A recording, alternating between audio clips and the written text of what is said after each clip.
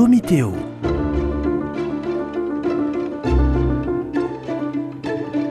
Domitéo, un dialogue théologique avec les dominicains de Toulouse. Bonjour frère Édouard. Bonjour frère Louis. On arrive au numéro 820 du catéchisme de l'Église catholique, dans ce grand ensemble sur l'Église qui est une, avant d'aborder l'autre partie sur l'Église qui est sainte. Et à ce numéro 820, on nous encourage à avancer vers l'unité. Et le premier qui a voulu cette unité, qui a prié pour elle, c'est le Christ. Pourquoi aspire-t-il tant à cette unité ? C'est certainement dans le mystère divin même. Je pense que le catéchisme cite admirablement la prière dite sacerdotale de Jésus avant sa passion, Jean 17, 21, « Que tous soient un, comme toi, Père, tu es en moi, et moi en toi, qu'eux aussi soient un en nous, afin que le monde croie que tu m'as envoyé. » Je crois qu'il y a là le donné de ce désir profond du cœur de Jésus, cœur humain, mais cœur divin aussi, qui nous amène à ce don de l'unité, qui est un don qui vient d'en haut. L'unité divine fait notre union. Et ce n'est pas l'union par nos propres forces qui pourrait provoquer l'unité, mais c'est un don d'en haut. Et Jésus le rappelle dans cette prière, tout don vient d'en haut du Père des cieux. C'est le début du verset du chapitre 1, verset 17 de Saint Jacques, tout don céleste qui vient du Père des Lumières.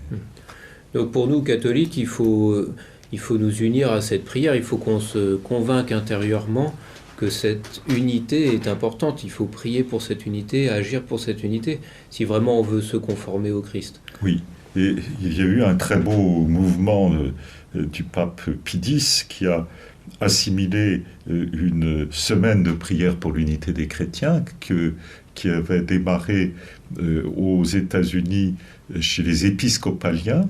Il y avait un groupe qui était très marqué par ce désir d'unité, qui s'est finalement remembré dans l'Église catholique par une association franciscaine.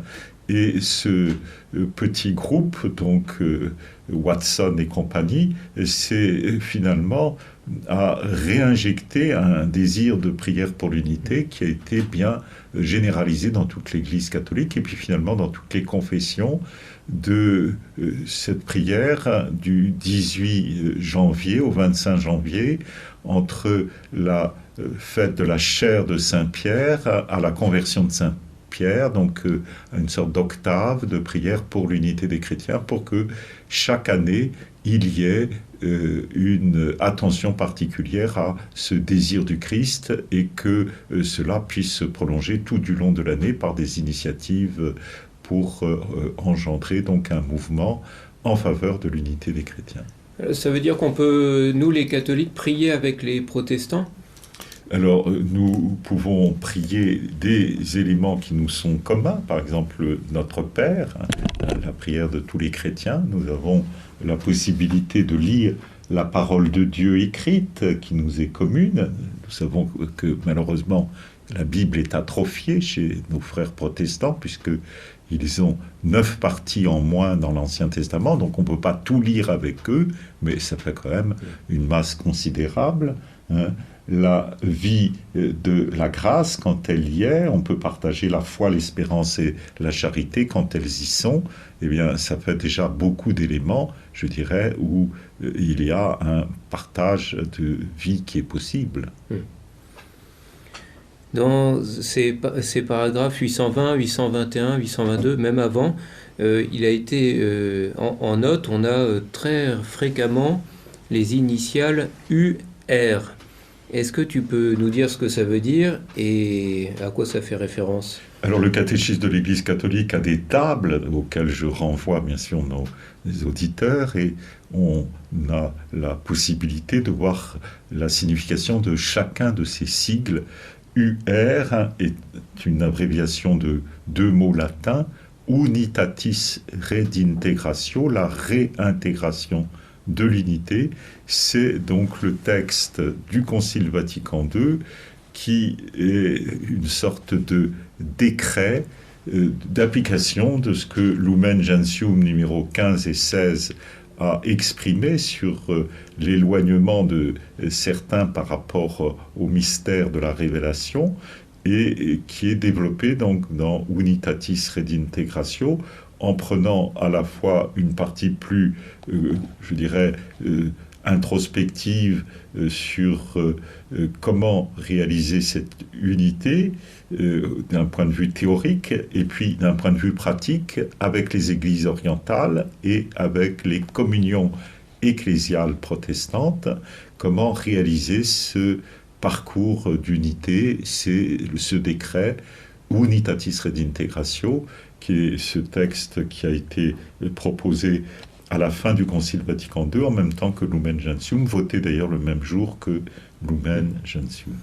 Est-ce que c'est facile à lire et est-ce que c'est gros? Est-ce qu'on peut encourager nos auditeurs à aller trouver ce texte, par exemple, sur le site du Vatican Oui, il est accessible sur le site du Vatican. Vous cherchez en bas du site avec tous les textes de relief qui sont indiqués. Il y a le catéchisme de l'Église catholique, entre autres, mais aussi le Concile Vatican II lui-même.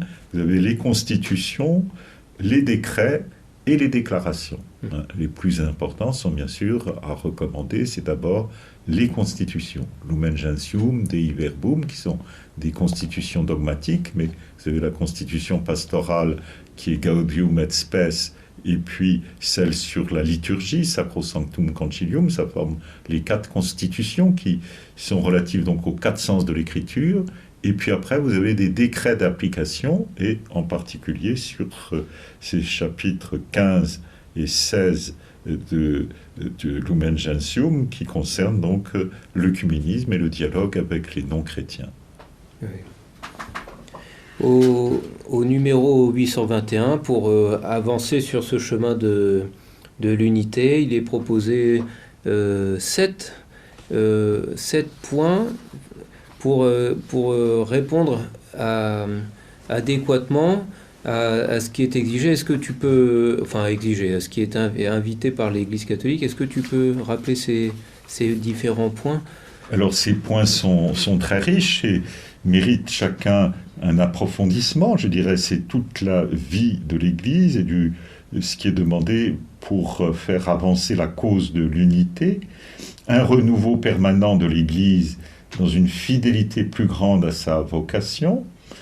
Cette rénovation, c'est l'esprit de Vatican II, c'est l'esprit de chaque concile qui a voulu à chaque fois redonner de l'élan suite à ces assemblées épiscopales. La conversion du cœur, sans laquelle on ne peut rien faire, puisque évidemment, revenez à moi de tout votre cœur, dit le Seigneur, et sans un retour de soi-même au Seigneur, eh bien, on n'amasse pas grand-chose. Le but, c'est de vivre plus purement selon l'Évangile. La prière en commun, qui débouche naturellement de cette conversion du cœur et de ce renouveau permanent, et qui va permettre de prier pour l'unité des chrétiens et de pouvoir s'unir là où c'est possible avec d'autres. Connaissance réciproque fraternelle, parce que souvent les divisions viennent plus de l'inculture, de la non-connaissance des autres. On ne sait pas distinguer souvent entre différentes branches des protestants. Il y a 4 grandes branches, et si je ne connais pas un minimum mon histoire, comment pourrais-je répondre à la vie de foi de chacun? Vous avez le luthéranisme, et vous avez les réformés calvinistes, vous avez les ménonites, le protestantisme anabaptiste, vous avez aussi les anglicans. Tout cela, il faut les connaître. Je ne peux pas les oublier, sans compter les formes plus modernes, comme les mouvements évangéliques libres, les mouvements pentecôtistes, etc.